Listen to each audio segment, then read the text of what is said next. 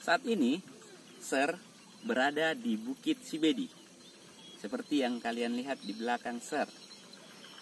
Di depan Sir, saat ini terhampar lembah kota Palu.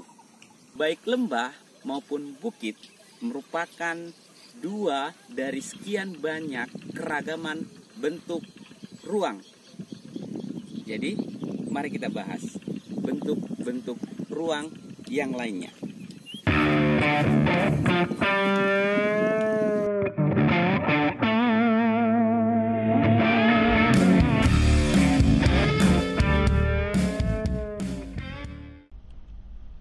Assalamualaikum warahmatullahi wabarakatuh. Anak-anakku sekalian, semoga kalian sehat, selalu sehat berada di rumah sehingga bisa terus beraktivitas dalam pembelajaran e-learning kita ya. Oke, sebelum kita memulai pembelajaran pada kesempatan ini, mari kita berdoa. Serari yang pimpin, berdoa dimulai, berdoa selesai. Oke, anak-anakku sekalian, sebagaimana video pengantar di depan tadi ya, kita hari ini akan membahas keragaman dari bentuk-bentuk muka bumi. Tapi sebelum itu, saya ingin memberi nasihat sedikit kepada kalian berkaitan dengan etika yang biasa yang menjadi salah satu pondasi di sekolah kita, yaitu mengenai masalah cara bijak kita ketika bercanda, bersenda gurau dengan teman-teman ya. Jadi saya harap ini menjadi perhatian kalian ketika kalian bercanda, bersenda gurau dengan teman kalian, baik nanti ketika kita bertatap muka langsung maupun melalui media sosial. Jadi kalian ingat baik-baik, jangan sampai menyakiti perasaan teman ketika kita bersenda gurau atau sedang bercanda ya. Jadi jangan sampai itu menyakiti hati teman kita karena canda-candaan kita, karena omongan-omongan kita. Itu tidak baik ya. Itu nanti bisa jadi bullying, dan bullying itu menjadi banyak kasus yang terjadi di seluruh Indonesia ya. Makanya saya itu wanti-wanti kalian supaya kalian tidak terjebak dalam bullying itu. Oke. Nah, sekarang kita lanjutkan. Oke. Di pertemuan sebelumnya, di pertemuan kedua, kita sudah bahas tentang konsep ruang ya, pengertian ruang ya. Ruang secara sederhana bisa kita definisikan sebagai tempat di permukaan bumi yang ditinggali oleh makhluk hidup ya, memiliki batasan-batasan tersendiri. Ruang juga biasanya lebih kita persempit wilayahnya, kita lebih persempit pengertiannya menjadi sebuah wilayah. Kalau di pertemuan sebelumnya kita sudah bahas ruang atau wilayah dalam cakupan Indonesia, kemudian lebih kecil lagi dalam cakupan Pulau Sulawesi, kita kecilkan lagi kemudian menjadi wilayah Sulawesi Tengah, kemudian lebih spesifik lagi Kota Palu ya. Setelah kabupaten-kabupatennya, kemudian kita masuk di Kota Palu. Nah, misalnya kita ambil contoh ruang atau wilayah di Kota Palu. Nah, berkaitan dengan materinya kita, ruangnya adalah Kota Palu. Di dalam Kota Palu terdapat berbagai macam bentuk muka bumi ya. Misalnya ini, nah, kemudian misalnya ini ya, kemudian misalnya ini ya, kemudian misalnya ini ya. Keempat gambar tadi itu merupakan contoh-contoh dari bentuk muka bumi yang ada di sekitaran Kota Palu ya. Apa itu bentuk muka bumi? Kali ini Sir tidak akan jawab ya. Sir kali ini tidak akan jawab, tetapi melalui penjelasan setelah ini, penjelasan tentang bentuk-bentuk muka bumi, Sir mau kalian menyimpulkan pengertian bentuk muka bumi ya. Jadi nanti kalian tuliskan jawabannya apa itu bentuk muka bumi dalam kuis ya. Seperti pertemuan sebelumnya, tidak akan ada soal dalam kuis itu, langsung jawabannya ya. Jadi soalnya adalah simpulan atau kesimpulan kalian mengenai pengertian dari bentuk muka bumi setelah menonton video ini ya. Kemudian sebagai informasi juga saya sampaikan, dalam ilmu geografi biasanya bentuk muka bumi itu disebut juga dengan relief. Relief muka bumi, ya. Nah, relief atau bentuk muka bumi secara umum terbagi menjadi dua. Yang pertama adalah relief atau bentuk muka bumi yang berada di daratan, dan yang kedua relief atau bentuk muka bumi yang berada di lautan. Saat ini pada video ini kita hanya akan membahas relief atau bentuk muka bumi yang ada di daratan. Oke, mari kita langsung saja ke bentuk-bentuk atau relief muka bumi yang ada. Nah, yang pertama adalah pantai. Tentu kalian sering mendengar pantai, ya. Pantai secara sederhana bisa kita definisikan sebagai tempat pertemuan antara daratan dengan laut, ya. Jadi perbatasan antara daratan dengan laut itu disebut dengan pantai. Kita di Sulawesi Tengah dianugerahi wilayah pantai yang panjang, bukan luas, panjang, ya. Provinsi Sulawesi Tengah itu merupakan provinsi yang memiliki garis pantai terpanjang di Indonesia loh. Itu sekedar informasi, ya. Buktinya apa? Banyak pantai-pantai yang ada di Provinsi Sulawesi Tengah. Kita ambil contoh ini. Ini adalah pantai Kaluku yang berada di Kabupaten Donggala. Pantainya bersih, pantainya putih dan indah, ya. Kemudian ini yang sering main Instagram pasti agak familiar dengan pantai ini. Sering kok dipost di Instagram soal Palu. Ini adalah pantai Bambarano yang berada di Donggala. Untuk mencapai ke sana sekitar 4 atau 5 jam kalau kita menggunakan kendaraan roda 2, ya. Oke, itu contoh pantai yang ada di Sulawesi Tengah. Oke. Bentuk atau relief muka bumi yang berikutnya, apa itu? Adalah gunung dan pegunungan. Nah, sudah sempat tersinggung pada pertemuan sebelumnya, ya, mengenai gunung dan pegunungan, tapi saya ulangi. Gunung adalah permukaan bumi yang menonjol dan juga menjulang tinggi, ya. Menonjolnya bukan ke samping kiri atau ke samping kanan, ke atas, ke arah langit, ya.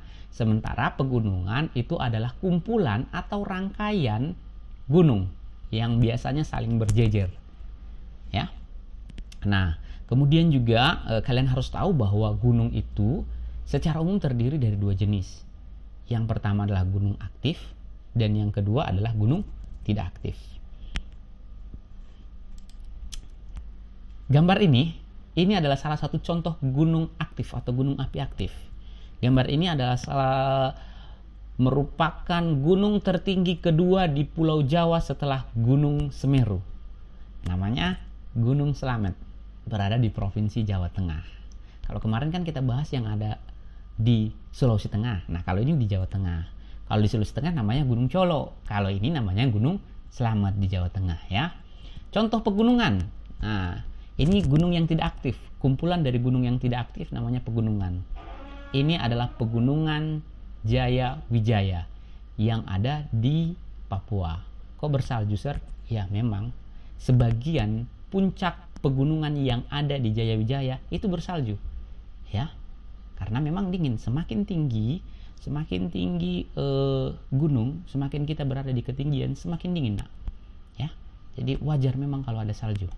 Oke, yang berikutnya, relief atau bentuk muka bumi yang berikutnya adalah bukit dan perbukitan. Oke, bukit secara sederhana itu bisa kita artikan sebagai wilayah di permukaan bumi yang memiliki ketinggian antara 200 sampai 500 meter di atas permukaan laut, ya. Jadi dia bukan pantai. Kalau pantai kan pasti berkitaran 0 sampai 50 meter di atasnya, kan. Nah, kalau bukit itu dia berada di antara 200 sampai 500 meter di atas permukaan laut dan biasanya menonjol seperti gunung, tetapi tingginya tidak seperti gunung. Oke? Ya. Kemudian perbukitan itu adalah kumpulan dari beberapa bukit yang berjejer. Ada bukit kemudian berjejer. Oke?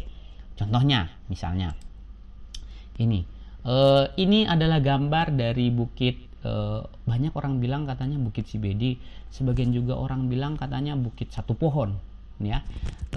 Ada di Kabupaten Sigi, ya. Dia hanya terdiri dari satu bukit dan dia berada di antara 200 sampai 500 meter di atas permukaan laut. Oke. Sementara ini adalah bisa kita lihat ini ada beberapa bukit. Ini 1, ini 2, ini 3, ini 4, ya. Dia memiliki beberapa bukit. Ini bisa kita lihat kalau di Kota Palu sendiri, bisa kita lihat biasanya itu umumnya orang-orang di sekitar Kota Palu menyebutnya Bukit Belakang Mapolda, ya. Ya. Atau biasanya juga ketika kalian ingin mengunjungi Tugu Perdamaian, maka kalian akan lihat perbukitan-perbukitan di situ, ya. Oke. Nah, itu untuk bukit dan perbukitan. Berikutnya, bentuk muka bumi yang berikutnya adalah dataran rendah. Oke, dataran rendah. Apa beda dataran dengan daratan? Nah, kalau dataran adalah seluruh permukaan bumi di luar laut, danau, sungai, ya. Jadi kalau daratan itu ada bukit, bisa jadi bukit, bisa gunung, bisa pantai, bisa lembah, itu adalah daratan. Kalau dataran, sebagian dari daratan yang memiliki area yang luas dan relatif ketinggiannya, tidak gunung-gunung, ya. Nah, secara sederhana, dataran rendah bisa kita artikan sebagai hamparan tanah lapang dengan ketinggian relatif rendah di bawah 200 meter di atas permukaan laut, bukan di bawah permukaan laut. Negeri Belanda itu berada di bawah permukaan laut. Kalau dataran tetap dia berada di atas permukaan laut, tetapi tidak lebih dari 200 meter ketinggiannya, ya. Misalnya ini, dia memiliki area yang rata, yang luas, ya, tanah lapang yang luas, cenderung rata. Ada bukit-bukit sedikit tetapi tidak sampai 200 meter. Itu yang disebut dengan dataran rendah. Nah, temannya dataran rendah ada dataran tinggi. Tidak, bukan teman. Ya, saya bercanda. Oke, dataran tinggi itu adalah daratan, ya, atau dataran yang terletak pada ketinggian di atas 700 meter dari permukaan laut, ya. Ini salah judulnya. Jadi misalnya gini, saya ambil contoh misalnya begini. Ada sebuah pegunungan, tetapi di antara pegunungan itu ada sebuah tanah lapang yang luas, ya. Tanah yang luas dan relatif rata meskipun dia berada di sekitar gunung. Tingginya itu di atas 700 meter. Itu baru yang disebut dengan dataran tinggi. Misalnya dataran tinggi Dieng, ya. Oke. Nah, yang terakhir dari relief muka bumi yang ada di daratan adalah lembah. Mungkin kita sering mendengar lembah Kota Palu, lembah Kaili. Sebenarnya apa sih lembah? Ya. Oke. Dari gambarnya langsung, ya. Kalau dari gambar ini, kalian bisa sedikit mengerti tidak dari apa itu lembah?